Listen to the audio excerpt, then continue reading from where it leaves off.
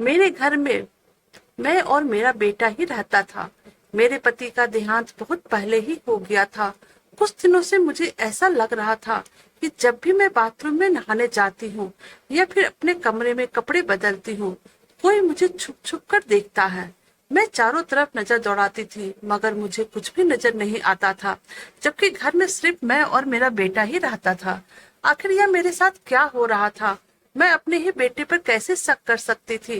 परंतु एक दिन किसी काम से मैं अपने बेटे के कमरे में अचानक गई तो मेरी नजर मेरे बेटे के मोबाइल पर पड़ी, जिसे देखने के बाद मेरी तो चीख ही निकल गई। आज फिर से मेरे मन में ना जाने कहां से डर आ गया था। मुझे हमेशा ऐसा लगता था कि कोई खुफिया नजर मुझे देख रही है। मैं जब भी बाथरूम जाती तो मुझे ऐसा लगता कि मुझे नहाते हुए कोई देख रहा है। मैं चारों तरफ नजर घुमाकर देखती हूँ लेकिन कोई भी नजर नहीं आता था। मेरे बाथरूम में सिर्फ एक ही खिड़की थी जिसे कि मैं अच्छे तरीके से बंद कर लेती थी, परंतु फिर भी मुझे लगता था कि कोई दीवारों से भी मुझे देख रहा है। मैं ऐसे वैसे औरत नहीं हूँ। मैंने अच्छी तरीके से अपने बाथरूम को चेक किया था, कहीं कुछ नजर भी नहीं आता था। मैं जल्दी से बाथरूम जाती और जल्दी से नहाकर बाथरूम से बाहर चली आती थी। मुझे लगता था कि शायद मुझे कोई दिमागी बीमारी हो गई है। आज मैं बहुत जल्दी जल्दी नहाई थी और फटाफट कपड़े बदलकर बाथरूम से बाहर आ गई थी। पिछले कुछ महीनों से मेरे साथ यही हो रहा था। मैं इस बात से इस कदर परेशान थी कि मैं अपने मुंह से अपनी परेशानी किसी को बता भी नहीं सकती थी।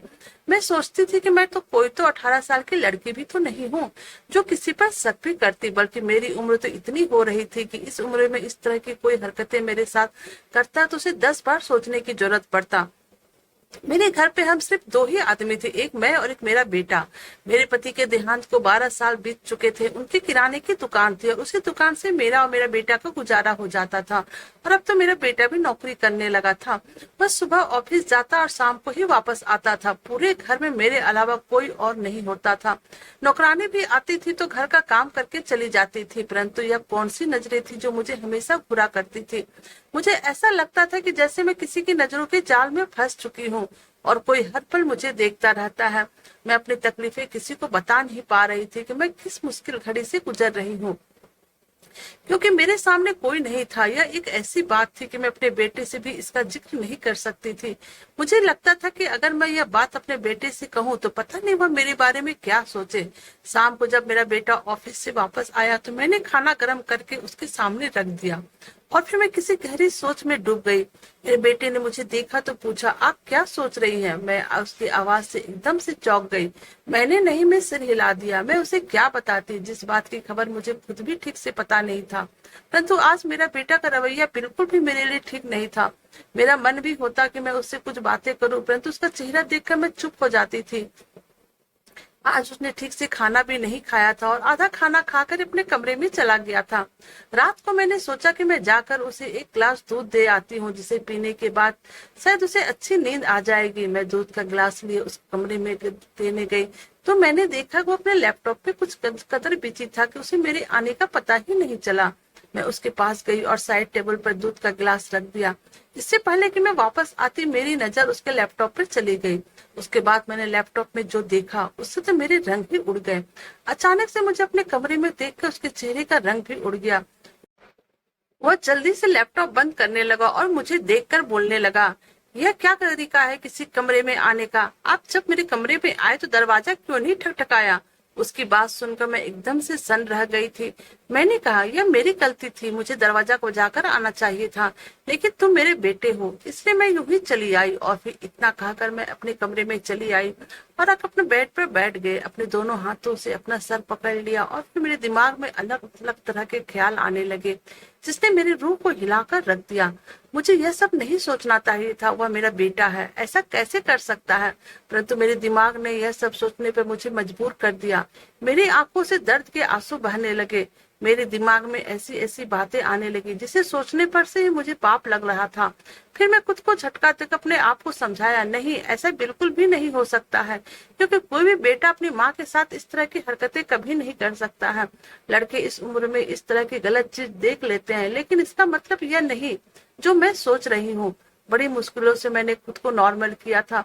एक दिन मैं छत पर धुले हुए कपड़े को फैला रही थी, तभी अचानक से सामने के घर के छत पर से मुझे ऐसा लगा कि जैसे किसी ने कैमरे से मेरी तस्वीरें खींची है, क्योंकि उसकी फ्लैश लाइट मेरी आंखों पे पड़ी थी। मैंने जब पीछे मुड़कर हैरानी से दूसरी तरफ के छत पर देखा, मुझे वहां पर कोई नजर नहीं आया, परंतु एक परछाई थी जो कि मुझे नजर आई, और मुझे ऐसा लगा जैसे कि वह परछाई मुझे ही घूर रही है। और जैसे ही मेरी नजर उस पर पड़ी तो वो एकदम से वहां से गायब हो गया, और मुझे वह छत खाली नजर आ रही थी। लेकिन मुझे पूरा यकीन था कि कुछ देर पहले कोई वहां खड़ा था जो मुझे ही देख रहा था। किसी ने शायद अपने मोबाइल से मेरी तस्वीर ली थी। मेरा दिल बुरी तरह से धड़कने लगा था। इस मोहल्ले में आए हुए हमें कुछ ही महीने हुए थे, और जब से मैं इस घर में आई थी तो मैं और भी परेशान होकर रह गई थी, क्योंकि मुझे हर वक्त यह महसूस होता था कि मैं किसी की नजरों में हूँ और कोई मुझे पर ध्यान दे रहा है। आसपास के मोहल्ले में मैं अभी तक किसी से भी मिल ना पाई थी, क्योंकि मेरा नेचर ही ऐसा था कि मुझे ज्यादा किसी से मिलना जुलना पसंद नहीं था। मैं अपने काम से ही मतलब रखती थी। और तो मेरे बेटा ने भी मुझे सख्ती के साथ मना किया था कि मैं मोहल्ले में ज्यादा मेल जोल ना बढ़ाऊं, बस अपने काम पर ही रहूं और अपने काम से ही मतलब रखूं। मोहित मेरा सौतेला बेटा था। जब मेरी उम्र बहुत ही कम थी, उसी वक्त मेरे माँ बाप ने मेरी शादी मोहित के पापा से कर दी, क्योंकि मैं गरीब लड़की थी। मेरे और भी 4 बहनें थी, जिसकी शादी की चिंता भी मेरे माँ बाप को हमेशा लगी रहती थी। क्योंकि मैं सब बहनों से बड़ी थी तो वह चाहते थे कि जितनी जल्दी हो सके एक एक करके सभी की शादियां हो जाए।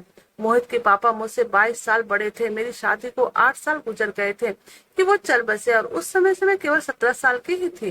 फिर मेरी शादी हुई और 25 साल की उम्र में विधवा भी हो गई। पति के देहांत को 12 साल गुजर गए थे। मैं देखने में अभी भी जवान ही लगती थी। अक्सर जब हम माँ बेटे कहीं जाते तो लोग मेरे बेटे से यही कहते थे कि शायद मैं इसकी बड़ी बहन हूँ, और यही वजह है कि मोहित को मुझसे चिढ़ हो गई थी और वह मुझे कहीं भी घर से बाहर निकलने नहीं देता था। हमेशा मुझसे कह रहता था कि आप मेरे बाप की विधवा हो, आप रंगीन कपड़ा मत पहनो, आप हमेशा हल्का करके कपड़े ही पहना करो, आप मुझे इसी रूप में अच्छी लगती हो। मैंने भी अपने बेटे के कहे मुताबिक बिल्कुल सादा हुलिया अपना लिया था। मोहित जब भी घर पर रहता तो मुझे अजीब नजरों से देखा करता था, जैसे कि उसे लगता था कि उसके ऑफिस जाने के बाद मैं किसी को घर पर बुलाती हूँ। और कभी वह अचानक से मेरे कमरे में चला जाता और मेरे हर चीज को ऐसे देखा करता जैसे वह कुछ ढूंढ रहा हो। जब मैं उसे पूछती कि तुम्हें क्या चाहिए तो वह कहता, अपने काम से काम रखो। मुझे समझ में नहीं आता था कि आखिर वो मेरे साथ ऐसा क्यों कर रहा है, लेकिन इस वक्त मेरा वही इकलौता सहारा था और मेरा बेटा भी था। मैंने हमेशा उसे अपना बेटा समझा था, इसलिए खामोशी से उसकी हर बात को बर्दाश्त कर रही थी, क्योंकि मोहित के अलावा मेरा अब दूसरा कोई सहारा ना था। मैं हमेशा अपने ही सोच में खोई रहती थी। अभी यह मसला हल भी नहीं हुआ था, एक नई मुसीबत मेरे सर पर आ गई कि बराबर वाली छत से कोई मुझे देखा था और मेरी तस्वीर भी ली थी। कहीं यही तो मुझे बाथरूम में मेरे दिमाग में आने वाली इस नई सोच ने मुझे फिर से हैरानी में डाल दिया था। मैंने फिर से खुद को झूठी तसल्ली दी थी, क्योंकि मैं बाथरूम का कोना कोना देख चुकी थी। कहीं ना तो कोई कैमरा लगा था और ना ही कोई सुराग था जो कि बाथरूम में झांक सके। जो भी था, लेकिन जो किसी के छप्पर से मुझे देखना ही गलत हरकत था। एक बार मेरे घर के दरवाजे पे दस्तक हुई। उस वक्त मैं किचन में खाना बनाने में बिजी थी, क्योंकि मोहित के ऑफिस से आने का वक्त हो चुका था। मुझे लगा शायद मोहित आ गया है, लेकिन मैंने जैसे ही दरवाजा खोला एक 25 साल का नौजवान मेरे सामने खड़ा था, तकरीबन मेरे बेटे की उम्र का। मुझे देखते ही मुस्कुराने लगा। उसके हाथ में बिरयानी की प्लेट थी। कहने लगा कि मैं पड़ोस से आया हूँ, आप लोग शायद नए नए इस घर में शिफ्ट हुए हैं, इसलिए मेरी माँ ने कहा कि पड़ोसियों के यहाँ बिरयानी दे आओ। मैं बहुत ही जल्दी में थी, क्योंकि मोहित के आने का वक्त हो गया था। उसे बिल्कुल पसंद नहीं था कि मेरे घर पे कोई आए या कोई भी आकर हम लोगों से मेलजोल बढ़ाए। और तो और दूसरी तरफ मोहित का शक करने की बीमारी भी बड़ा ही अजीब था। मैं जल्दी से उस नौजवान के हाथ से बिरयानी की प्लेट ले ली तो वह अंदर आने के लिए कदम बढ़ाने लगा, लेकिन मैं उसके सामने खड़ी हो गई और मैंने कहा, बेटा तुम यहीं पर खड़े रहो, मैं तुम्हें अभी खाली प्लेट करके वापस करती हूँ। यह सुनकर वह हैरत में आ गया और मुझसे कहने लगा, मैं इतना भी छोटा नहीं हूँ कि आप मुझे बेटा कह दे, आप मुझसे बस कुछ साल ही तो बड़ी होंगी, इसलिए मुझे बेटा मत कहिए। उसकी बातें सुनने के बाद मैं उसे हैरत से देखने लगी थी। मैंने उसे कहा, मेरा बेटा भी तुम्हारी ही उम्र का है। मेरा बात सुनने के बाद उसकी आंखें फटी की फटी रह गई और वह मुझे बड़ी गौर से देखने लगा। वह मुझसे बोला, मैंने तो समझा था कि आपका छोटा भाई है। यह कहकर वह बड़े आराम से घर के अंदर दाखिल हो गया। मैं तो उसे देखते ही रह गई। मोहित के आने का वक्त भी हो रहा था, इसलिए मेरा दिल डर के मारे कांपने लगा। वह नौजवान बड़े खुले मिजाज का लड़का था। कहने लगा, आपका नाम क्या है? मैंने कहा, तुम्हें क्या मतलब, तुम मुझे आंटी कहो। इस बात तो वो कहने लगा कि नहीं जी, अभी आप इतनी बुढ़ी नहीं हुई कि मैं आपको आंटी कहूँ। अच्छी खासी खूबसूरत और जवान है, मैं तो आपको अपने नाम से ही पुकारूंगा। यकीनन वह भी आपकी तरह ही बहुत खूबसूरत होगा। इससे पहले कि मैं उसके इस तरह के अंदाज पर गुस्सा करती, वो कहने लगा, चलो नाम ना बताओ, एक कप चाय भी पिला दो, पड़ोसियों को भी तो कुछ हक होता है। यह कहकर वह हॉल में रखी कुर्सी पे आराम से बैठ गया।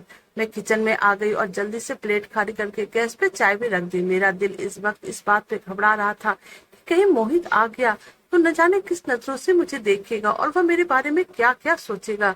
वह तो खाली घर को भी देखा करता है, तो जैसे घर में किसी को छुपा कर बैठाया हो। जल्दी जल्दी से मैंने एक कप चाय बनाई और उस लड़के को दी। मैंने कहा, अपने माँ से थैंक्स करना और चाय पीकर ही बाहर जाते हुए दरवाजा बंद कर देना, मुझे जरा किचन में काम है। यह कहकर मैं किचन में रोटी बनाने चली गई, क्योंकि मोहित किसी भी वक्त पहुंचने वाला था और मैं इस लड़के से ज्यादा बातचीत करना नहीं चाहती थी। 10 मिनट बाद ही उस लड़के ने किचन के दरवाजे से मुझे कप अंदर पकड़ा कर कहने लगा, चाय भी आपकी तरह ही बहुत मीठी थी, बहुत बहुत शुक्रिया। मैं फिर आपसे फुर्सत में मिलूंगा और अपने घर वालों को भी लाऊंगा। यह कहकर वह घर से दरवाजे से बाहर चला गया और दरवाजा भी जाते हुए बंद कर दिया। मैं तो उसकी बातें सुनकर चकरा कर रह गई थी। अभी मैं इस लड़के के बारे में सोच ही रही थी कि दरवाजे बड़ी जोर से दस्तक हुई, तो मैं पूरी तरह से चौंक गई। जल्दी से किचन से बाहर आई और मैंने दरवाजे के पास खड़ी होकर पूछने लगी, कौन है? मोहित को बड़ी गुस्से वाली आवाज मुझे सुनाई दी। वह कहने लगा, दरवाजा खोलो, मैं हूँ। मैंने कहा, दरवाजा तो खुला है। वह बड़ी गुस्से से घर में दाखिल हुआ और मुझसे कहने लगा, घर से बाहर कौन निकल रहा था? मोहित की आंखें इस वक्त जाने किस वजह से लाल थी। वह बहुत ही गुस्से में था और मेरी जवान न चाहते हुए भी लड़खड़ाने लगी थी। मैंने कहा, कोई पड़ोसी का लड़का था, बिरयानी लेकर आया था। वह मेरे करीब आकर खड़ा हो गया और मेरी आंखों में आंखें डालकर कहने लगा, किससे पूछकर आपने दरवाजा खोला था? मैं आपसे कितनी बार कहा हूँ कि यहाँ पर कोई भी आए परंतु आप दरवाजा नहीं खोलेंगी, और किसी से बात करने की आपकी कोई जरूरत नहीं है और ना ही किसी पड़ोसी से आपको मेलजोल बढ़ाना है। अगर आप अपनी हरकतों से बाज नहीं आई तो मैं बाहर से दरवाजे पे ताला लगाकर चला जाऊंगा।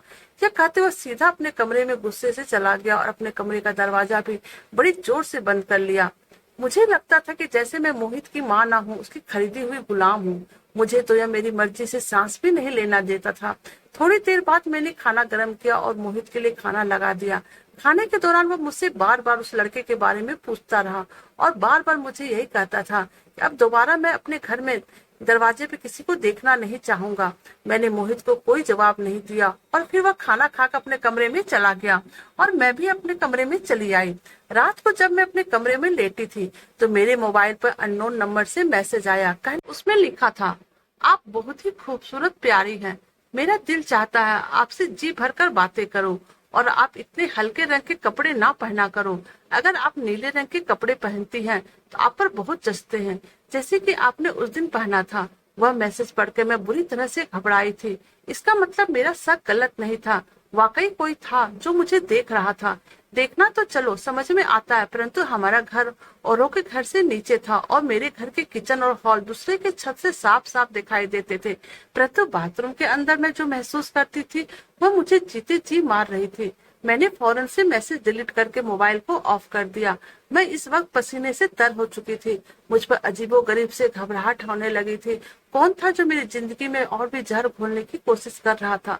मैंने अपनी जिंदगी में कभी भी खुशी में नहीं गुजारी थी। मोहित के पापा भी ऐसे ही शक्की आदमी थे और वह मुझ पर ज्यादा इसलिए शक करते थे क्योंकि मैं कम उम्र की थी और वह मुझसे 22 साल बड़े थे। मैं खूबसूरत भी बहुत थी, इसलिए हर वक्त उनकी शक का निशाने बने रहती थी। उन्हें लगता था कि पता नहीं मैं कहीं किसी दूसरे लड़के के चक्कर में ना चला जाऊं। मैं बार बार उन्हें रो रो कर यकीन दिलाती, लेकिन उन्हें यकीन नहीं आता। वो हर वक्त मेरे साथ किसी बॉडीगार्ड की तरह ही रहते थे और जब वह बीमार रहने लगे तो उसने सारी जायदाद मोहित के नाम कर दिया और उसके कान में बस यही भरता रहा कि इस औरत का तुम ख्याल रखना, इसे कभी घर की मालकिन न बनने देना, इस पर हर समय निगरानी रखना, नहीं तो ये कहीं ऐसा ना हो कि मेरे नहीं रहने के बाद यह तुम्हें छोड़कर किसी और के साथ भाग जाए, क्योंकि यह तो खूबसूरत है और कोई भी इससे शादी कर लेगा, परंतु तुम अकेले अकेले रह जाओगी। मैं चाहता हूँ कि अपनी पूरी जिंदगी मेरे नाम पर ही गुजारे और तुम्हारी माँ बन के रहे। यही मेरे पति की आखिरी इच्छा थी। मेरे पति ने मेरे बारे में अपने बेटे के दिमाग में जहर भर दिए थे। उसने कभी भी मेरी इज्जत माँ की हैसियत से नहीं की थी और मुझे कभी अपनी माँ का जगह नहीं दिया था। मैं बस उसके पिता की दूसरी बीवी थी। एक रोज किचन में काम कर रही थी कि अचानक से मेरे दुपट्टे पर आग लग गई। मैं चिल्लाते हुए हॉल में आ गई और जोर जोर से चिल्लाने लगी। उस वक्त मोहित घर पर नहीं था कि अचानक से मेरी आवाज सुनकर मेरे बराबर वाली छत पर वही नौजवान खड़ा था। वो फौरन से नीचे उतरा, अपने घर के दीवार को लांघकर मेरे घर में आ गया।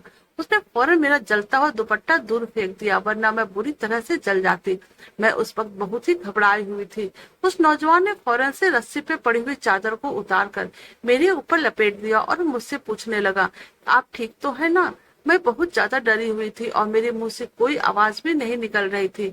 अचानक से उस वक्त मेरे घर का दरवाजा खुला और मेरे सामने मोहित खड़ा था, जो उस वक्त लड़के को मेरे पास खड़ा देखे गुस्से में मेरे पास आया और उस लड़के का गिरवान पकड़कर गुस्से से पूछने लगा, तुम्हारी हिम्मत कैसे हुई मेरे घर में आने की? मैंने कहा, मोहित, इसका गिरवान छोड़ो, इस लड़के ने मेरी जान बचाई है। मेरे दुपट्टे में आग लग गई थी, इसलिए अभी भी हॉल में मेरा गिरा हुआ दुपट्टा जल रहा था। मेरी बात सुनकर उसने गुस्से भरी नजरों से मुझे देखा और कहने लगा, तुम चुप रहो, समझी? तो मैं बात करूंगा। इस तरह के हथकंडों से किसी और को बेवकूफ बनाना मुझे नहीं। और यह कहकर वह उस लड़के के गाल पर थप्पड़ मारने लगा और कहने लगा, तुम जिस मकसद के लिए यहाँ पे आते हो ना, वह कभी पूरा नहीं होने दूंगा। मैंने कहा, मोहित, तुम गलत समझ रहे हो। मैं माँ हूँ तुम्हारी, क्यों मुझे इस तरह की बातों से जलील कर रहे हो?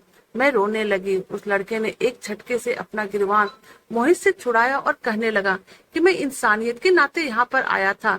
उनका दुपट्टा जल रहा था और वह आग में जल सकती थी। मेरा ऐसा और कौन सा मकसद हो सकता है?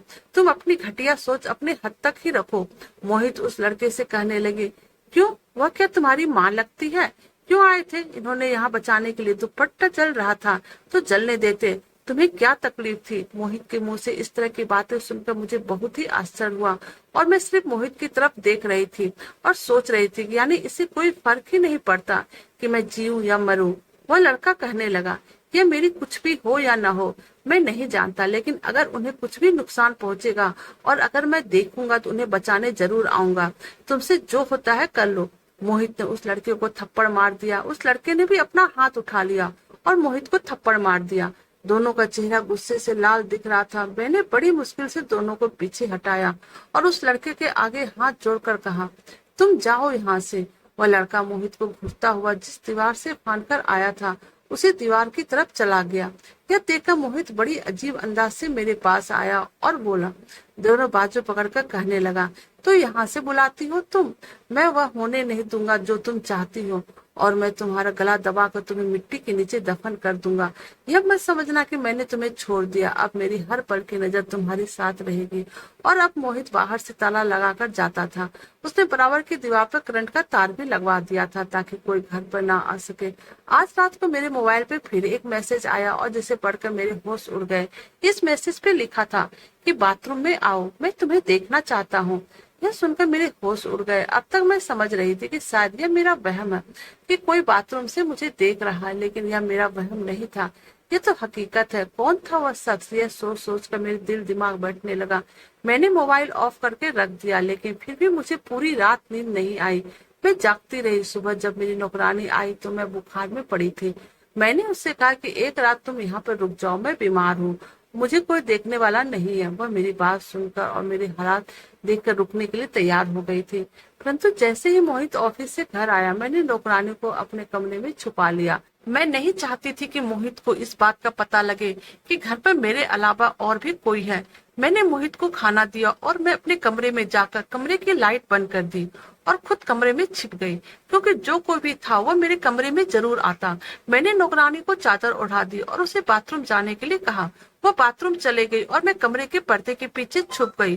कुछ देर बाद वही हुआ जिसका मुझे अंदाजा था। बड़ी आहिस्ते से मेरे कमरे का दरवाजा खुला था। एक शॉल ओढ़े हुए आदमी मेरे कमरे में दाखिल हुआ और वह कमरे में आकर बाथरूम के अंदर झांकने लगा। मैं फौरन पर्दे के पीछे से निकली और पीछे से उसको दबोच लिया और जोर जोर से शोर मचा दिया। वह शख्स मुझे अंधेरे में नजर तो नहीं आ रहा था, परंतु वह अपने आप को छुड़ाने की भरपूर कोशिश कर रहा था। मेरे चिल्लाने की आवाज से मोहित मेरे कमरे में आ गया और जैसे ही उसने लाइट जलाई, नौकरानी भी वॉशरूम से बाहर निकल आई और फिर उस शख्स को मेरे सामने खड़े देखकर मेरे तो होश ही उड़ गए। वह मेरा पहला पति था, जिसे मेरे बचपन में ही शादी हुई थी, लेकिन वह शादी के बाद मुझे छोड़कर चला गया था। फिर मालूम हुआ कि उसने किसी और से शादी कर ली। इसे यहाँ देखकर मुझे हैरत हुई थी। वह मुझे देखकर कहने लगा, मुझे दूसरी लड़की पसंद थी, इसलिए मैंने तुम्हें छोड़कर उससे शादी कर लिया था। लेकिन शादी के 4 साल बाद ही उस लड़की की मृत्यु हो गई और उसके बाद फिर मैंने कभी भी दूसरी शादी नहीं की। मैंने अपने बेटा को अकेला ही पाला है, लेकिन अचानक से एक दिन जब मैंने तुम्हें अपने घर के बराबर वाले घर में देखा और तुम्हारे बारे में मालूम किया तो मुझे बहुत अफसोस होने लगा। मैं तुम्हें अपनाना चाहता हूँ और तुमसे फिर से शादी करना चाहता हूँ। इस बारे में मैंने मोहित से भी बात की थी, लेकिन वह नहीं माना। इसलिए मैंने अपने बेटे को तुम्हारे घर भेजना चाहा, लेकिन उसकी भी मोहित से लड़ाई हो गई। मैं हमेशा तुम्हें छुप छुप कर देखा करता था। जब तुम बाथरूम में नहाने जाती थी तो मैं दरवाजा बंद होने के कारण दीवान फाड़ कर तुम्हारे कमरे में आकर तुम्हारे मोबाइल से नंबर ले लिया था ताकि मैं तुमसे बातें कर सकूं, परंतु मैं जब भी तुम्हें मैसेज करता तुम मोबाइल स्विच ऑफ कर देती थी। यह सब सुनने के बाद मैंने उसे कहा, भगवान के लिए यहाँ से चले जाओ, नहीं तो मोहित मेरे ऊपर और भी जुल्म करेगा। पहले तो मोहित इस चीज के लिए तैयार ही नहीं हुआ, परंतु बाद में वह मान गया। उसने खुद मेरी शादी उस शख्स से करवा दी। तो दोस्तों, आपको हमारी यह कहानी कैसी लगी प्लीज आप हमें कमेंट कीजिएगा और अगर आप हमारे चैनल पर नए हैं तो वीडियो को लाइक, सब्सक्राइब और शेयर कीजिएगा। Thank you.